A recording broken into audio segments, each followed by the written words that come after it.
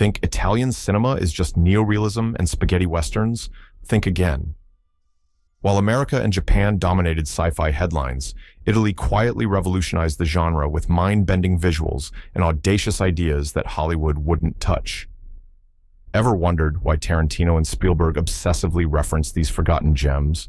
Because Italian filmmakers weren't just copying American trends, they were creating fever dreams that would influence everything from Star Wars to The Matrix. Planet of the Vampires, 1965. Mario Bava's psychedelic nightmare changed everything while no one was watching.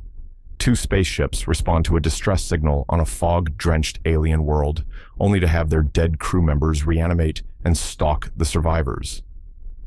Sound familiar?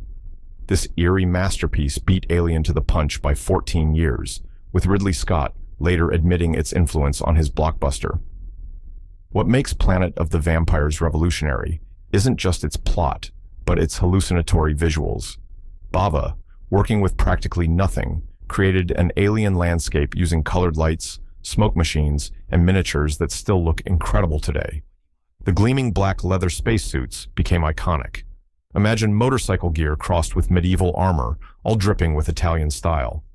Critics initially dismissed it as exploitation trash, but filmmakers knew better.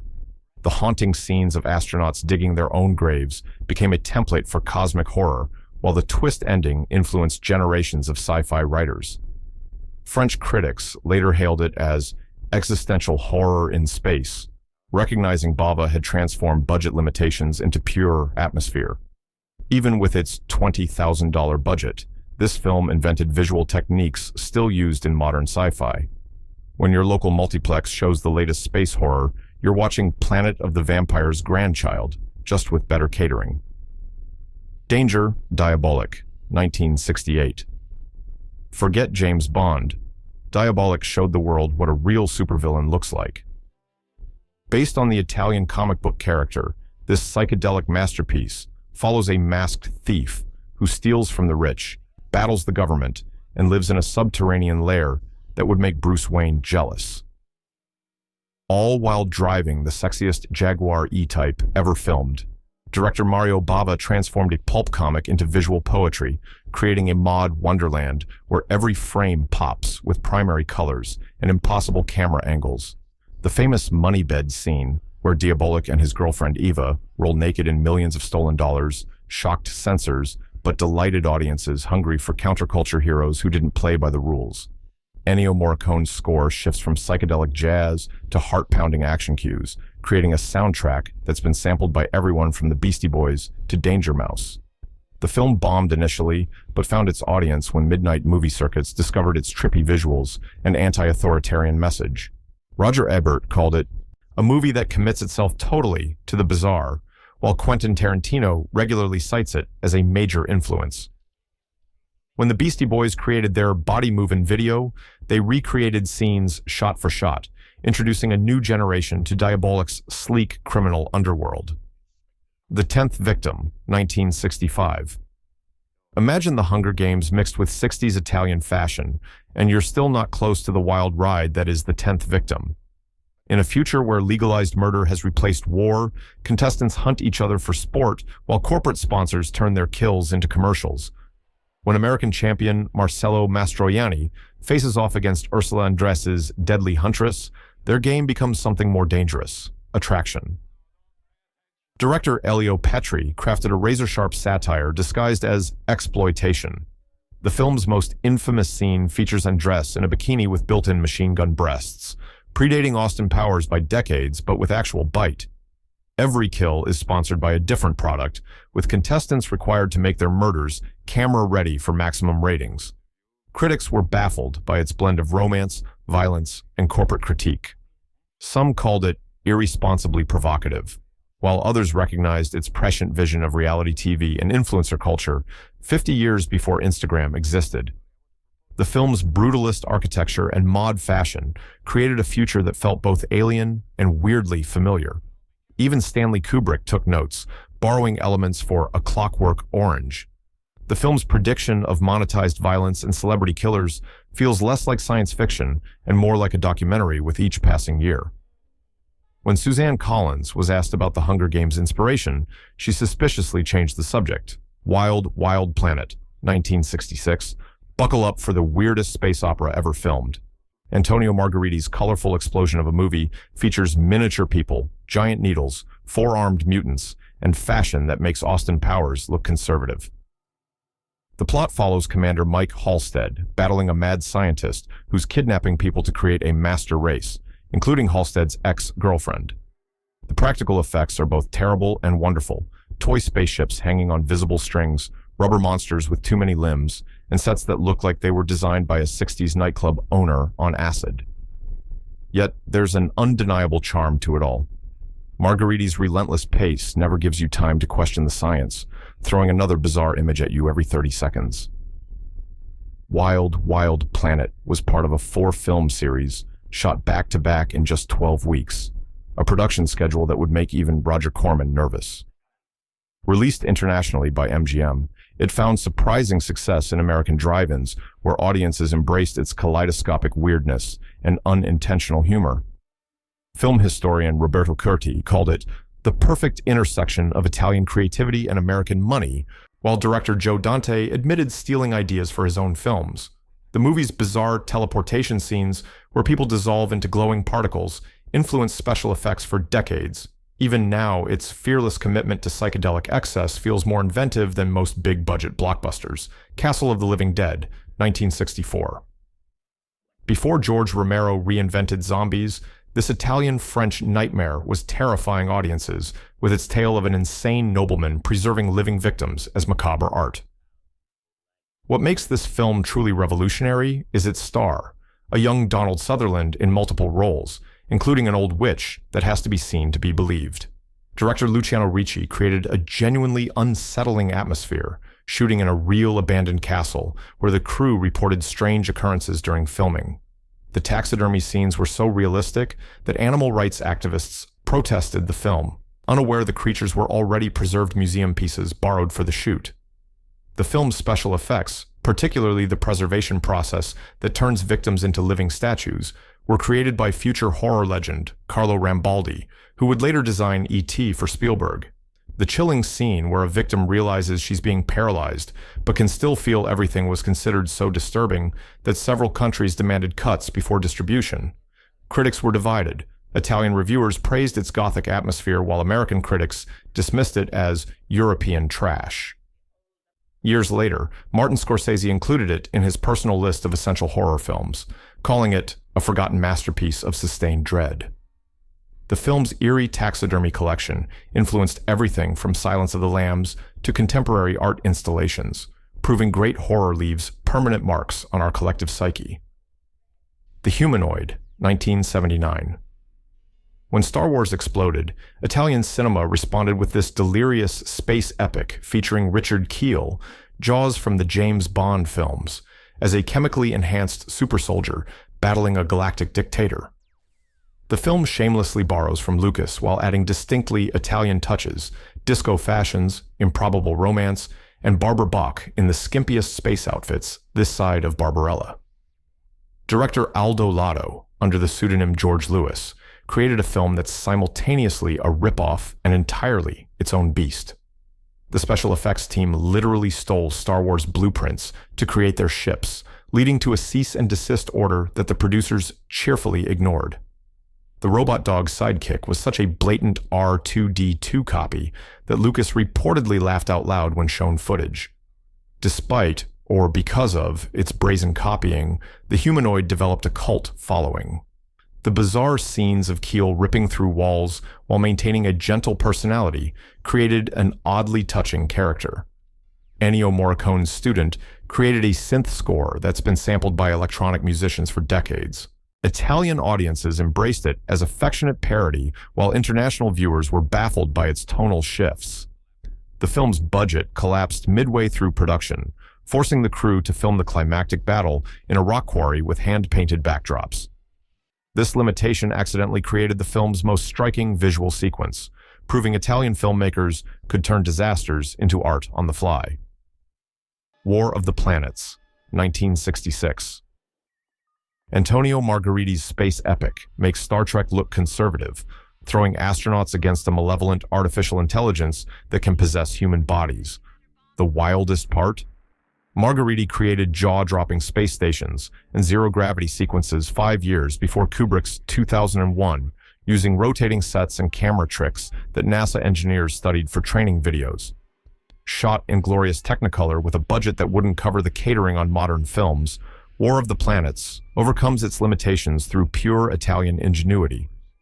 The space station interiors mix brutalist architecture with 60s bachelor pad aesthetics, all curved plastic and blinking lights.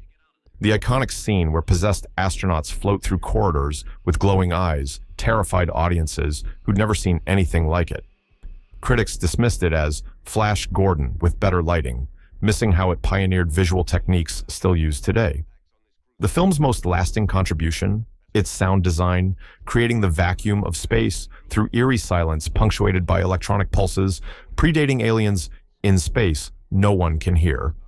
You scream concept by more than a decade. The film found unexpected success in Japanese markets, where its blend of human drama and cosmic horror resonated with audiences. Even Stanley Kubrick reportedly watched it during 2001's pre-production, taking notes on the innovative zero-gravity filming techniques. Margheriti never received proper credit, but his fingerprints are all over modern space cinema. Cosmos, War of the Planets, 1977. Don't let the Star Wars-inspired title fool you. This psychedelic space adventure was in production before Lucas's film and delivers a uniquely Italian vision of cosmic horror. When a spaceship investigates mysterious signals from a distant planet, they discover a civilization enslaved by an artificial intelligence with hypnotic powers and existential questions. Director Alfonso Brescia crafted the film with more ambition than budget, creating alien landscapes using colored gels, smoke machines, and abstract sculptures borrowed from art students. The infamous robot costume, essentially painted cardboard boxes with blinking Christmas lights, somehow becomes genuinely unsettling when paired with the synthesized voice philosophizing about human obsolescence. The film's most shocking sequence shows astronauts fighting their own hallucinations, filmed through distorting lenses, while the soundtrack descends into dissonant electronic noise. Italian censors demanded cuts, concerned the scene too closely resembled LSD experiences. Brescia refused, arguing it was essential to understanding humanity's cosmic insignificance. Initially mocked for its technical limitations, Cosmos has undergone critical re-evaluation as scholars recognize its ambitious themes and visual innovations. The film's exploration of artificial intelligence ethics anticipated conversations we're still having about technology. Director Nicholas Winding Refn called it a perfect time capsule of 70s cosmic anxiety, where the spiritual and technological collide in ways American cinema wouldn't dare attempt. The Dead Are Alive, 1972. Forget traditional sci-fi. This genre-bending nightmare blends archaeology, ancient technology, and cosmic horror into something entirely unique. When an archaeologist discovers Etruscan ruins that broadcast sonic frequencies capable of inducing murderous rage, a series of increasingly bizarre killings follow. Is it ancient technology, supernatural vengeance, or something beyond human understanding? Director Armando Crispino filmed in actual Etruscan tombs, leading to multiple production shutdowns when workers refused to enter the ancient burial sites. The sound design team created the fictional death frequencies using early synthesizers and processed recordings from deep-sea hydrophones, producing tones that literally made test audiences experience anxiety and discomfort. The film's most controversial aspect was its graphic linking of violence and desire. Scenes where victims experience ecstasy and terror simultaneously were cut from American releases. Even in Italy, Catholic groups protested its suggestion that ancient civilizations possessed technologies beyond modern understanding, calling it heretical speculation disguised as entertainment.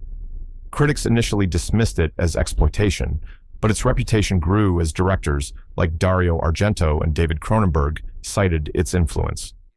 The film's central premise, that ancient civilizations developed sonic technologies capable of affecting human consciousness, has fueled conspiracy theories and inspired research into archaeoacoustics.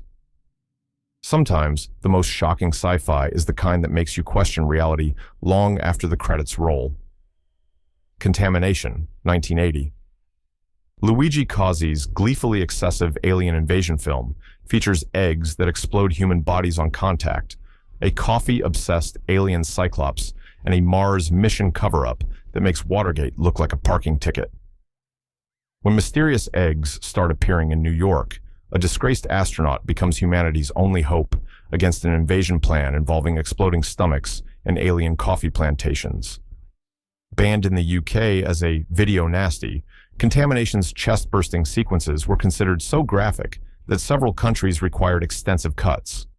Cozzi, working with a fraction of Alien's budget, created the explosive effects using animal organs purchased from local butchers and high-pressure air hoses. The crew reportedly needed gas masks during filming because the summer heat made the practical effects unbearable. The film's strangest element isn't the alien eggs, but its unexpected Lovecraftian turn in the final act, when the seemingly schlocky monster movie transforms into a meditation on cosmic insignificance. The Cyclops alien, despite its rubber suit limitations, delivers a monologue about human irrelevance that critics described as genuinely unsettling philosophical horror in the middle of an exploitation film. Italian audiences embraced its excess, while international viewers were divided between disgust and cult adoration. Goblin's pulsing electronic soundtrack became a club staple in Europe, with several tracks remixed for dance floors.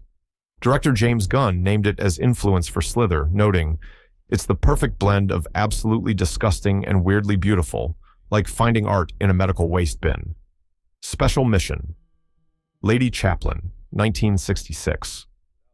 Sci-Fi doesn't get wilder than this psychedelic espionage thriller starring former Miss Universe Daniela Bianchi as a fashion designer assassin battling nuclear pirates. Lady Chaplain changes outfits in nearly every scene, from mod mini dresses to skin-tight catsuits, while dispatching enemies with weapons disguised as makeup and accessories. Director Alberto De Martino created action sequences that put James Bond to shame on a tenth of the budget. The underwater nuclear submarine hijacking, filmed with elaborate miniatures in a massive water tank, was so technically impressive that footage was reportedly repurposed for NATO training films. The famous helicopter fight scene, where Lady Chaplain battles villains while suspended from a helicopter ladder in stiletto heels, was filmed without safety equipment or permits. The film caused international controversy for its fictional portrayal of NATO nuclear protocols, leading to diplomatic complaints from several countries. Italian intelligence agencies consulted on the script, leading to rumors that certain scenes were deliberately misleading to confuse foreign operatives about actual security measures. Critics dismissed it as Eurotrash Bond, missing its revolutionary portrayal of a female agent who consistently outwits and outfights her male counterparts. The film's fashion-forward aesthetic influenced everything from Modesty Blaise to La Femme Nikita. Director Quentin Tarantino described it as the missing link between traditional spy movies and the psychedelic action films of the 70s, sampling its distinctive Bruno Nicolai score for Kill Bill. Battle of the Worlds, 1961. Antonio Margheriti's cosmic disaster film stars Claude Rains as an eccentric mathematician who discovers a rogue planet on collision course with Earth. What starts as a standard disaster movie transforms into something far stranger when the planet reveals itself as a vessel for a dying alien civilization seeking new bodies. Shot in glorious Technicolor with handcrafted special effects, Battle of the Worlds creates a vision of space exploration that's simultaneously retro and timeless. The control room scenes feature massive analog computers with blinking lights and spinning tape reels, while the space sequences use intricate miniatures filmed through colored filters to create alien atmospheres. The film's most controversial aspect was its pessimistic view of human response to cosmic threats. Scientists ignore warnings, military leaders plot nuclear solutions, and politicians worry about public panic rather than effective action. A cynical portrayal that Italian government officials condemned as undermining public trust in institutions. Critics were divided, with American reviewers dismissing its philosophical dialogue, while European critics praised its cerebral approach to the genre.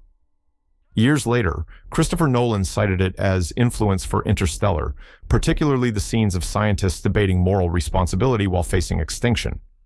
The film's haunting final sequence, where humans and aliens recognize their shared cosmic insignificance, elevates it beyond typical sci-fi into profound existential territory. Star Crash, 1979. The most gloriously unhinged Star Wars homage ever filmed, Star Crash features former model Caroline Munro battling space Amazons in a leather bikini, Christopher Plummer as an emperor with glowing hand powers, and David Hasselhoff wielding a lightsaber while sporting a perm. Director Luigi Cozzi threw everything into this cosmic fever dream: robot gunfighters, time-stopping technology, and spaceships designed like chrome-plated sea creatures. The production was chaotic, even by Italian standards. When funds ran low, Cozzi reportedly convinced investors the film had Hollywood backing by creating fake letters from American studios. The special effects team, unable to afford proper motion control systems, created space battles by dangling model ships from fishing line and spinning them by hand in front of starfield backdrops. Despite, or because of, these limitations, Star Crash achieves a dreamlike quality that more polished films lack. The infamous scene where Monroe escapes a space prison by seducing robot guards has been described as Salvador Dali directing a space opera. John Barry's lush orchestral score, his only Italian film, gives the bizarre proceedings unexpected emotional weight. Critical reaction was predictably harsh, with Roger Ebert calling it a film that defies both description and explanation. Yet it found passionate defenders, including Quentin Tarantino and Edgar Wright, who recognized its unfettered imagination.